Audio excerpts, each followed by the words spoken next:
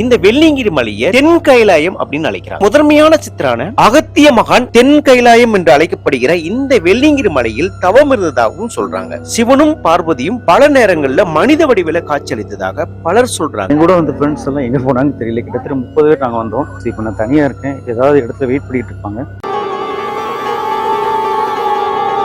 ரொம்ப கஷ்டமா இருக்கு. நான் புதுசா வரவங்க கண்டிப்பா ரொம்ப கஷ்டமா இருக்கும். சாமி கும்பிட்றதுக்கு நிறைய பேர் வரல. என்னோட எக்ஸ்பீரியன்ஸ் என்னன்னா, பக்திக்காக வந்தா கொஞ்சம் பெட்டரா இருக்கும்னு நினைக்கிறேன். நான் பேட் வார்ட்ஸ் பேசிக்கிட்டு அப்படி நல்லா வர 4 பேரும் அது மைண்ட் செட் கொலாப்ஸ் பண்ற மாதிரி இருக்குது இல்ல, அது ஒண்ணு. இதுல 7 தான் கஷ்டமா இருக்கு எனக்கு. அவங்க என்ஜாய்மெண்ட்டுக்காண்டி வரவங்கள்ட்ட நம்ம போய் ஒன்றும் சொல்ல முடியாது. ஏறும் போதுமே ஒரு 3 லேடிஸ் மட்டும் கீழே இவங்க எல்லாம் மலையேற்றம் ஏறாதீங்க. அப்படியே மீறி ஏறினா என்ன ஆகும் அப்படின்னா அவங்க உயிரை விட்டுறாங்க. தயவு செய்து புதிதாக யாராவது வருபவர்கள் முதல் மலையை கடக்கும் போது மட்டும் பாதை சுத்தமா எனக்கு தெரியல. நடக்க ஆரம்பித்து 5வது நிமிடமே நான் சோர்ந்துட்டேன். நம்மளால ஹார்ட் பீட் ரொம்ப அதிகரிக்குது. தண்ணீரும் நம்ம குடிச்சிடக்கூடாது.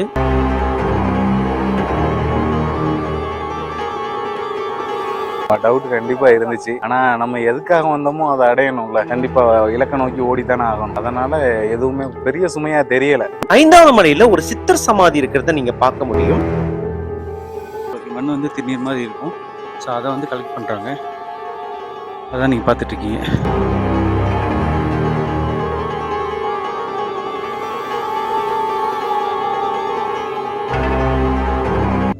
எது உங்களுக்கு கஷ்டமா இருந்தது? சின்ன சின்னதா புண்ணு ஆயிருக்கும், காயா இருக்கும். ஸோ அது வந்து அது கொஞ்சம் இதமா இருக்குன்னே சொல்லலாம். இந்த வேலுக்கு அடியில வந்து பாறைக்கு அடியில சின்னதா லிங்கம் ஒண்ணு இருக்குன்னு சொல்றாங்க.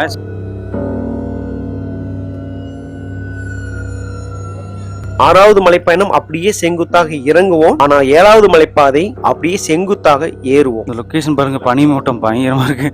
ஆப்போசிட் போறவங்க தெரியல. ஸோ செம்ம லொகேஷனா இருக்கு. கொஞ்சம் ஆபத்தான ஏரியா தான், கொஞ்சம் சேஃபா வரணும். ஸோ ஏறி மூச்சு வாங்குது. உட்கார்ந்து ஏறுவோம், படுத்து ஏறுவோம், உருண்டு புரண்டு தான் ஏறுவோம் இந்த 7வது மலைப்பாதையில. இந்த அது ஃபர்ஸ்ட் மலை ஏறும்போது ரொம்ப ரொம்ப ரொம்ப கஷ்டமா இருந்தது. நம்மளால ஏற முடியுமா அப்படிங்கிற மாதிரி மூலிகை சூப் வந்து கொடுத்திருக்காங்க. 7வது மலைப்பாதையை ஏறி உச்சத்திற்கு சென்றால் ஆகாயத்திற்கு மேகக்கூட்டத்திற்கு மேலே நம்ம இருப்போம்னே சொல்லலாம். மேகக்கூட்டங்கள் அனைத்தும் ஆற்றில் நீர் தேங்கி இருப்பதை போல காட்சியளிக்கும். பார்க்கறதுக்கு ரம்மியமா, கண்ணுக்கு இதமா, வித்தியாசமான அனுபவத்தை நம்ம உணர முடியும்.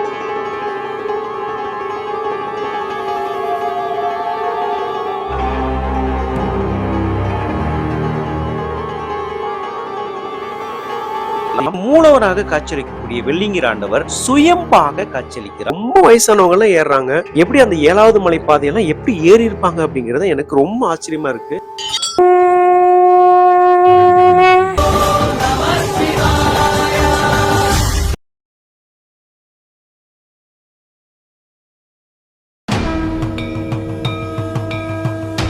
என்னப்ப நல்லவா